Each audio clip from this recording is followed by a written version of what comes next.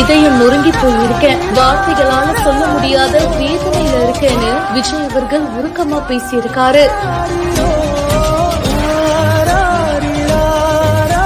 தமிழக வெற்றி கழக தலைவர் விஜய் அவர்கள் கரூர்ல பரப்புரை மேற்கொண்டாரு. இதுல எதிர்பாராத விதமா நிறைய பேர் இறந்து போயிட்டாங்க. இந்த சம்பவத்தை பத்தி இப்போ விஜய் அவர்களே சோசியல் மீடியா பக்கத்துல ஷேர் பண்ணிருக்காரு.